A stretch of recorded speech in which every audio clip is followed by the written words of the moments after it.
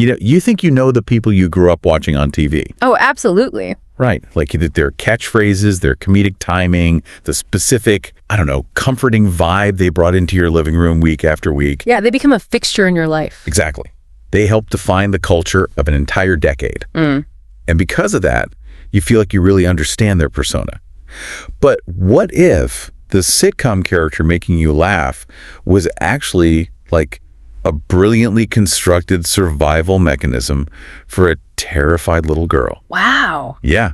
Like, what if the person you thought you were watching was essentially a human shield? I mean, it completely forces you to reevaluate your own nostalgia, Yeah.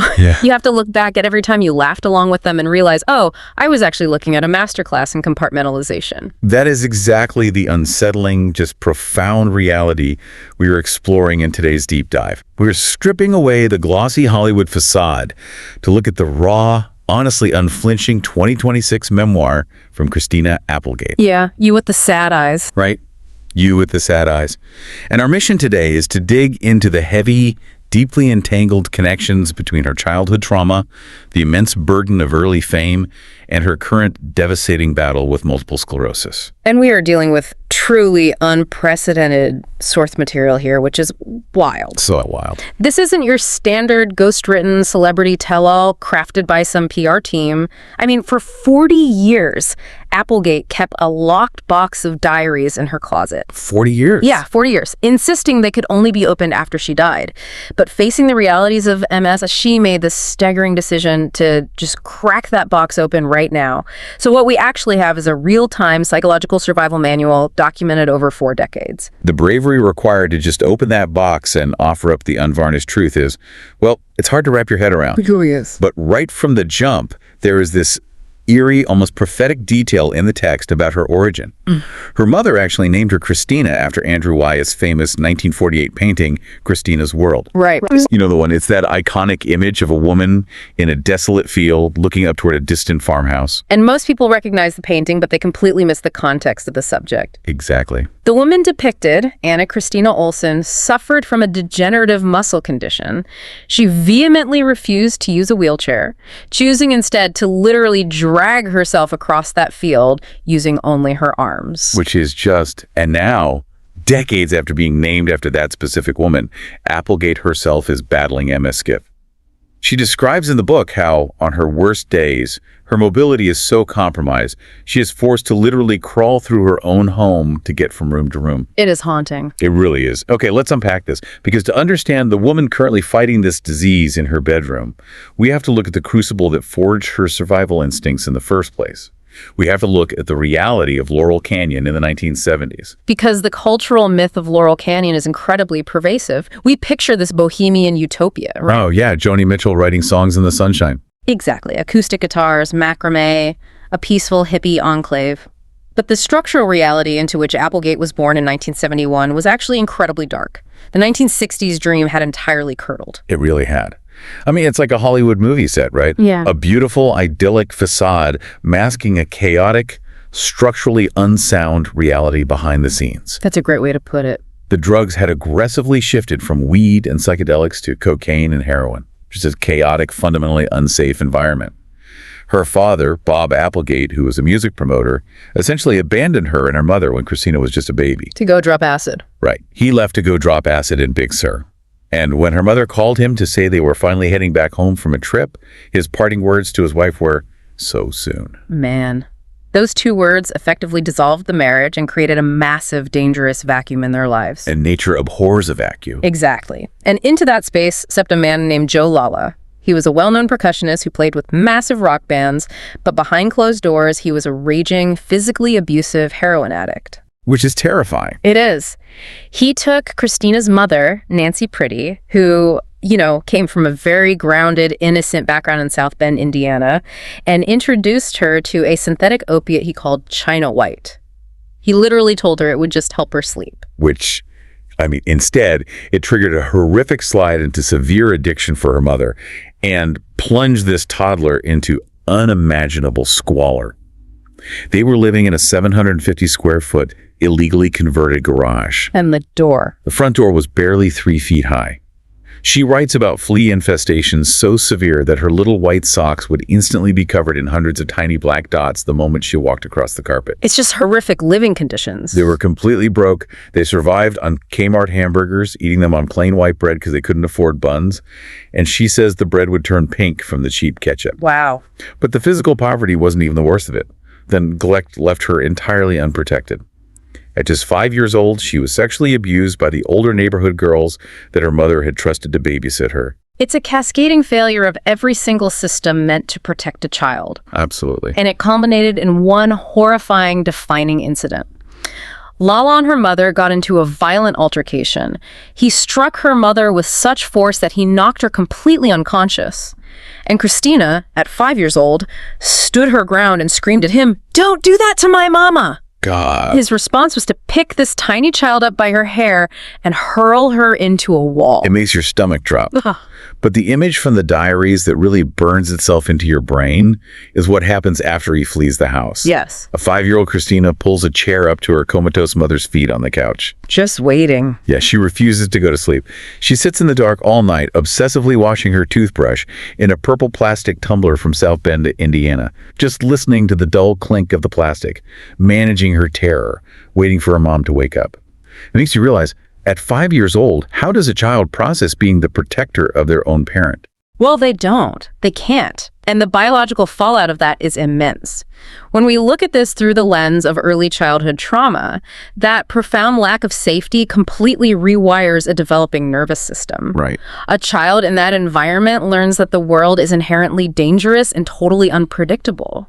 Their amygdala, which is the brain's threat detection center, it basically gets stuck in the on position. Like a smoke alarm that won't turn off. Yes. This lays the absolute groundwork for lifelong, crippling anxiety. But practically, it creates a desperate, insatiable need to manufacture control. When your living room is a chaotic war zone, you will seek out rigid rules and structure wherever you can possibly find them. And for Christina, the place she found that highly structured control is the very last place anyone would expect a child to find stability, which is the Hollywood entertainment industry. Precisely. She was put to work almost immediately. It's a total inversion of the parent-child dynamic. She wasn't just doing cute local theater. She became the sole financial pillar for her family before she was even in kindergarten. Yeah, she details booking a Kmart goof-proof radio ad at an incredibly young age. Right, and that job got her a SAG card. By the time she was 7 years old, this child was earning enough money to buy a house in Laurel Canyon for them to rent out to keep them afloat. 7 years old. It's wild. People always frame child acting as this fun, magical escape from reality. But I have a really hard time buying that here. I mean, if a toddler is literally paying the rent and buying the groceries, was it an escape or just a different, highly pressurized survival tactic? If we connect this to the bigger picture, the diaries make it clear that a film set was the only environment where she felt truly safe. Interesting. Think about the mechanics of a professional set. There are explicit rules. Tape marks on the floor tell you exactly where to stand. A script tells you exactly what to say. If you follow the rules, people praise you. Oh, I see. It was a perfectly predictable ecosystem, which was the complete antithesis of her home life. Furthermore, acting provided a psychological buffer. She could inhabit a character, essentially creating an avatar to take the hits while the scared little girl stayed hidden inside. Here's where it gets really interesting, because the avatar she is most universally known for, Kelly Bundy, on the massive sitcom Married with Children, was actually heavily shaped by her own desperate need for armor. Oh, yeah. The original pilot script wrote Kelly as this tough, gritty, leather jacket-wearing biker chick. But Christina had this moment of inspiration.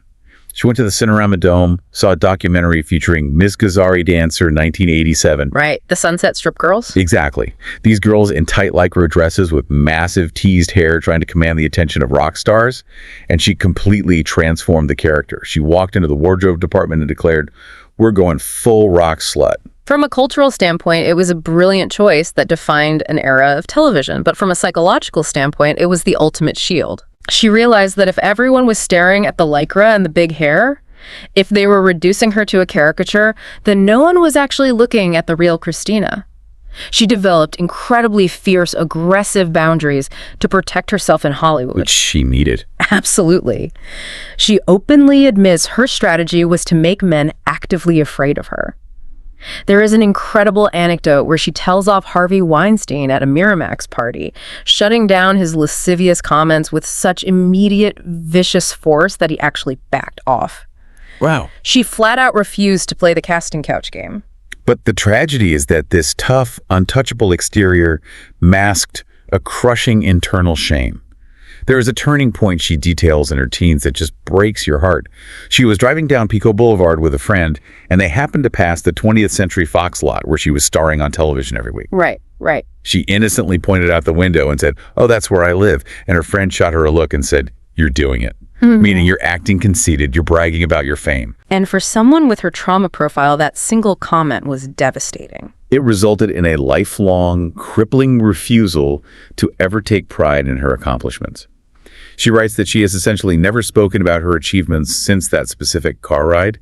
The shame instantly lashed onto her already non-existent self-esteem. You see a young woman who possesses absolutely zero internal validation. She fundamentally believes she only has value if she's performing, earning her keep, and paying off debts, whether financial or emotional. Just constantly working. Exactly.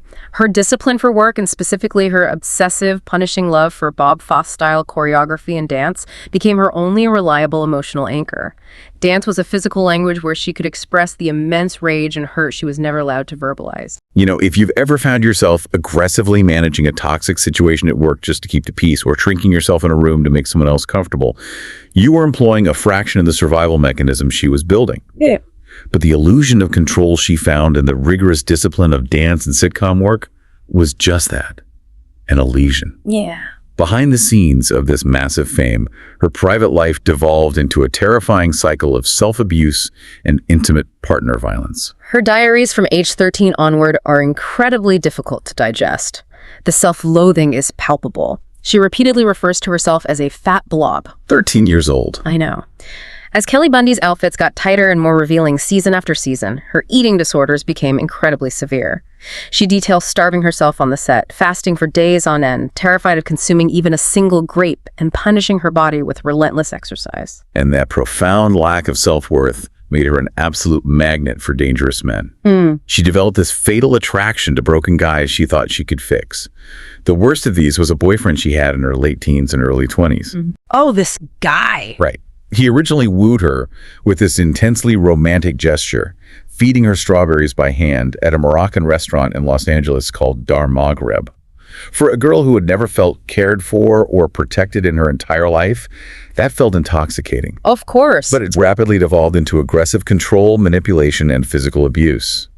You look at her compulsion to fix these broken, violent men, and it so clearly mirrors her role as her family's childhood breadwinner.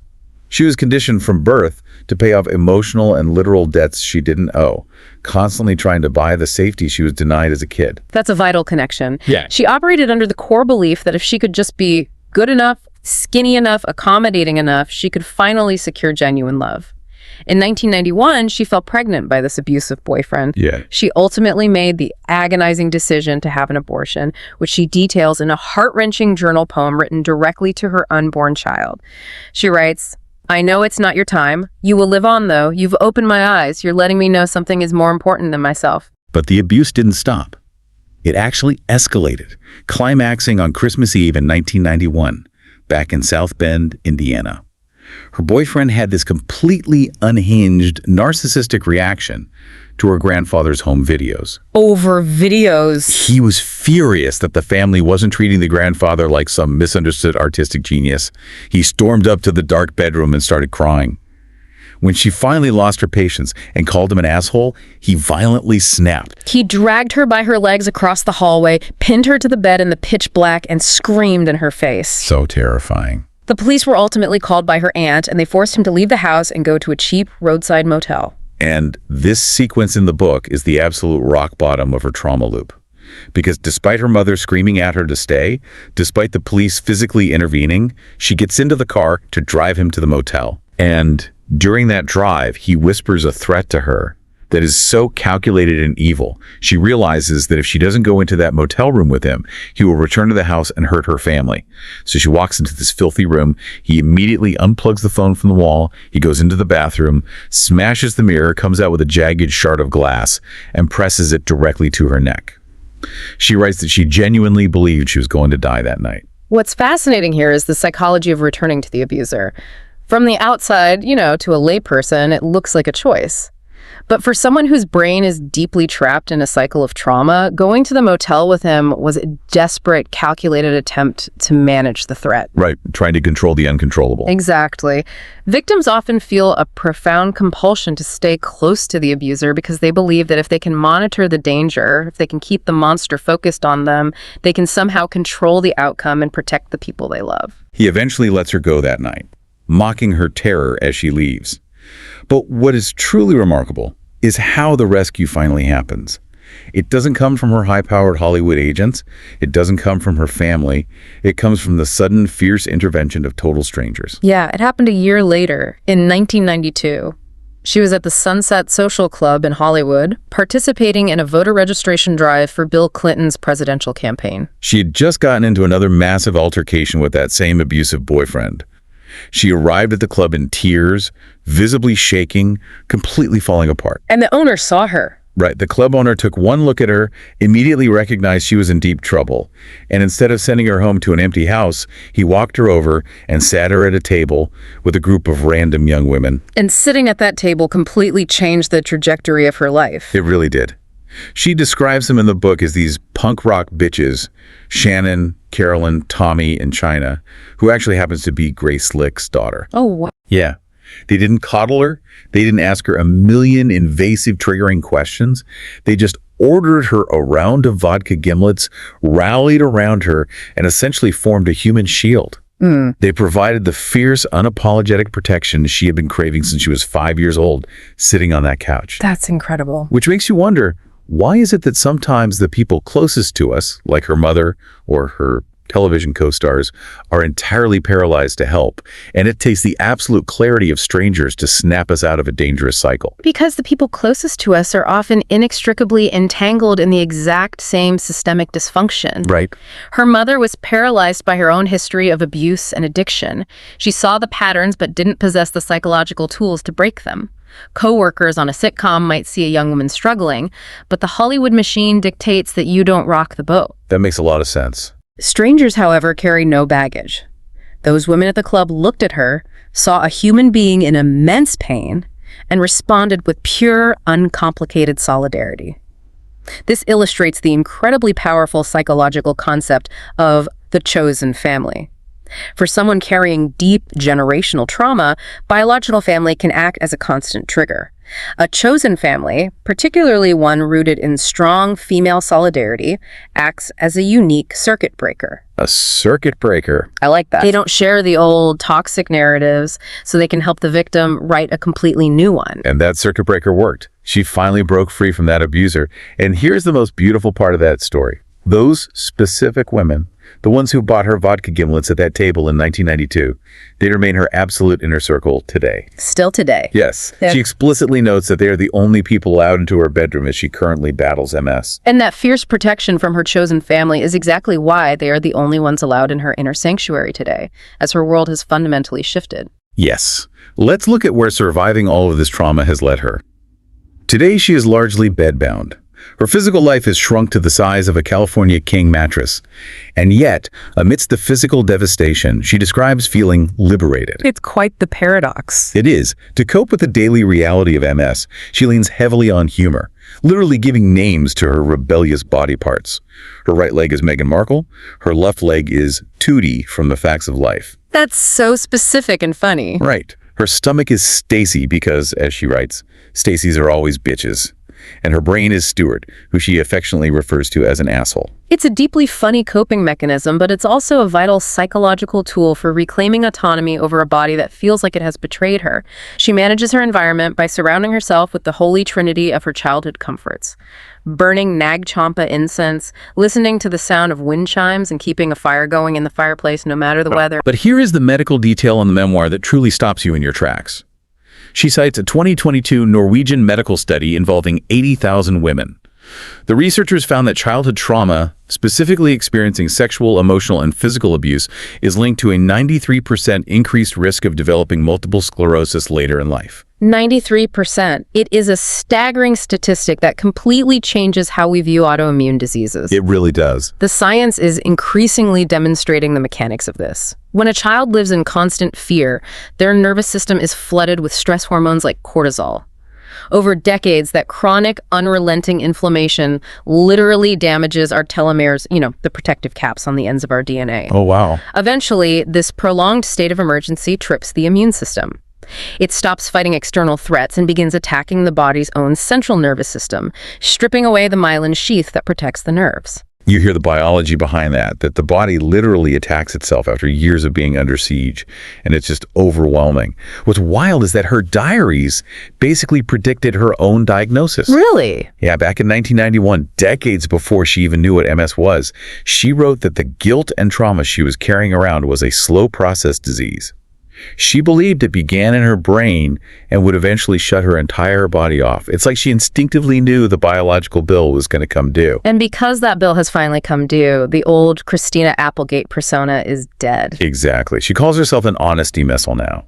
Because the MS has stripped away her ability to work, to execute fast choreography, to perform for the comfort of others, she has zero patience for inauthenticity. There's no subtext anymore. She says exactly what she means. So what does this all mean? Yeah. It's a brutal irony, isn't it? Like a camera lens slowly focusing. Yeah. As her physical world shrinks down to the perimeter of a mattress, her emotional lens is finally snapping into wide-angle focus. She sees the truth of her entire life with absolute clarity. This raises an important question for all of us. There's a famous psychological concept that the body keeps the score. If the science holds true, is chronic illness sometimes the body's final, desperate attempt to force us to stop hiding? Oh, that's heavy. When you can no longer perform, when you can no longer physically run away from your trauma or dance through the pain, you are finally forced to turn around, sit still, and look right at it. That is a heavy but incredibly vital perspective. Looking back at the journey we've mapped out today from these diaries, it's astounding. This is a woman who started on the flea-ridden floors of an illegally converted garage in Laurel Canyon. Yeah. She pushed through the blinding, dysmorphic lights of Hollywood sitcoms and severe eating disorders. She survived the terrifying, glass-strewn motel rooms of violently abusive relationships. And she has finally arrived at a bedbound state of absolute, unapologetic freedom. She spent her entire life using her work ethic, her humor, and her public persona as a weapon to protect a very scared little girl. Right. She says she spent her whole life playing the character of Christina Applegate as a shield, keeping everyone at arm's length to ensure she never got hurt again. And the cruel irony, or perhaps the twisted grace of it, is that losing her physical mobility is what finally allowed her to drop the act. She simply doesn't have the energy to pretend anymore. Which leaves us with something profound to consider regarding the armor we all wear. It really does. Yeah. I want you to think about this as you go about the rest of your day. Look at the personas you wear every single day. Think about the mask you put on to survive your toxic workplace, the specific role you play just to keep the peace in your family, or the carefully curated armor you wear in your social circles. We all do it to get by. But if your ability to perform those roles was suddenly permanently stripped away tomorrow, who is the person left lying in the dark?